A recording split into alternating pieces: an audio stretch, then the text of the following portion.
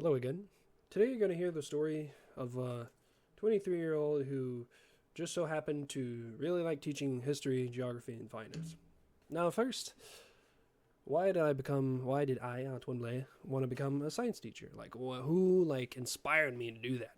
Well, the answer is pretty simple. It's not really who, but it's more like circumstances that made me do it. So, for a little context, I was a big history buff back in the day, but not just the history buff that likes World War II, because a lot of people say they're history buffs, but they're like, what do you know? Well, I know the Nazis versus the USSR. I know the Battle of Kursk. Okay, that's great, but like history buffs are more than that. Anyway, I was a big history buff in high school, and I really liked the finance class, and so that's why I went into finance and CJAP, and I thought it was going to make me a living doing accounting. But as it turns out, when I went into my internship as a technical accounting technician, I discovered that I hate being in an office, not seeing anyone out there, just, you know, crushing numbers all day. I was like, okay, well, this is boring. I'm going to switch to something that seems a lot more fun and a lot more social. So that's why I switched to social science. But not directly, because when I came to Bishops, at first I wanted to teach English because I was like, oh, that seems easy, it's just language. And when I discovered that you had to go through literature classes and my grades being in the 60s in those classes, I was like, uh-oh, this is no fun. Well, I switched programs to teach social science, and my grades went up quite a lot. So circumstances, or like my life path, made it so that I inspired me to become a social science teacher. Now, the artifact that you see today is a rock that I picked up during a trip in Gaspésie. This rock I found at the bottom of the Rocher Percé. Now, for any of you listening right now, do not pick up rocks there. Do not do what I did. I know this is very ironic and hypocritical.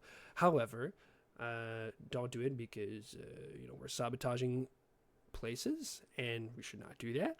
Now, this rock, its only specificity or like particularity is that I picked it up there.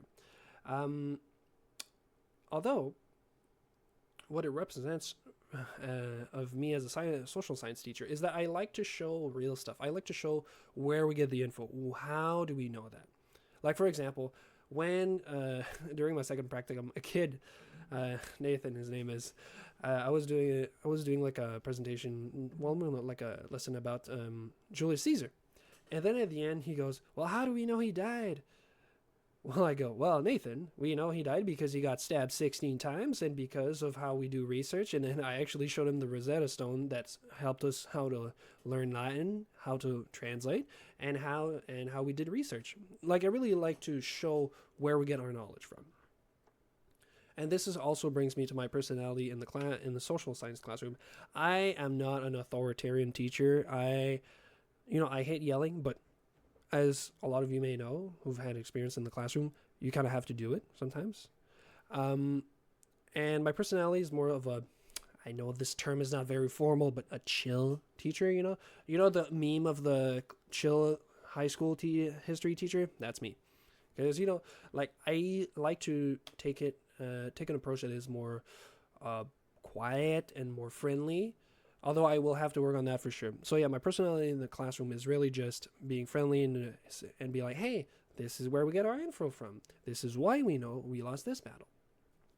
And now, what the aspects of social sciences that I find particularly engaging, I really like, I'm a history buff, as I've said. Geography is fun because geography is more like general knowledge, if I may say.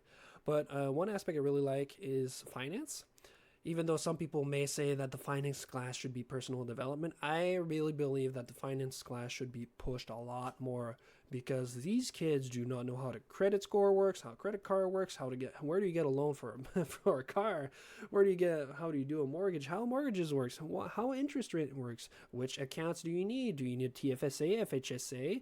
Do you need in French CELIAP or CELI, or do you need to invest in stock, in gold, in whatever? So I really find the finance class to be engaging because it seems that when you show kids that this can be useful, like you show them how a credit card works, and like, wow, okay, that's nice, because they see the value of it later on in life. But that's also a double-edged sword because my main vulnerability as a social science teacher it comes in with the question. You know how the kids are like, "Why do we need to learn this? How is this? How is this going to be helpful for us?" You know, in subjects like math, French, English, science, especially like languages and math, it's really easy to say, well, it's going to help you later in life because you can budget your things. You know, this is going to help you write an email. In history and geography, it's really hard to give an answer to how is this going to help us later in life. That's my main vulnerability as a social science teacher. Because if it's not for finance, the other social science classes, well, perhaps CCQ it's easier, but it technically doesn't count. But my main vulnerability is that I do not know how to answer that question. How is it going to be useful later in my life? And to be fair, I don't have an answer. Like when you teach the kids about World War One, World War Two, you teach them about how the Mesopotamia worked, and then they ask, "How is this useful?" To be fair, I have no answer for that. It's really hard to answer that. I can tell them, well, it's for your own personal development, but perhaps this is where the competencies come in and like, okay, where actually we want you to understand this because we're actually seeing if you're capable of taking the information from said source and then applying it for their question. I mean, that's what's literally being assessed during exams.